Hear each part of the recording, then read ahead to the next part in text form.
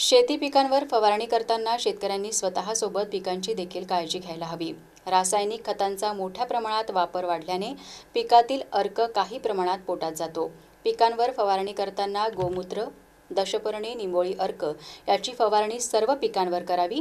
पिकांवर शक्यतो कीटकनाशक फवारणी करूच नये। फवारणी करताना काय काळजी घ्याल तर एकच कीटकनाशक 2 पेक्षा जास्त वेळा नको। एकाच प्रकारच्या कीटकनाशकाची फवारणी शक्यतो 2दा करणे टाळावे। प्राथमिक स्वरूपामध्ये सौम्य कीटकनाशकाची फवारणी घ्यावी। पीक फुटवा अवस्थेत आल्यानंतर फवारणी करावी, परंतु त्याच्या अगोदर किडीचा प्रादुर्भाव दिसल्यास फवारणी करणे आवश्यक आहे। फवारणी करणाऱ्या व्यक्तीने त्याच्या स्वतःच्या सुरक्षेची काळजी घेणे अत्यंत आवश्यक आहे।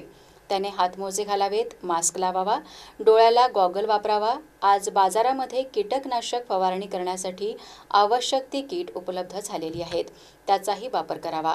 शेतकऱ्यांनी बांधताना सापळा पीक घेऊन कीड व्यवस्थापन करावे असे आवाहन कृषी तज्ज्ञांकडून केले जात आहे।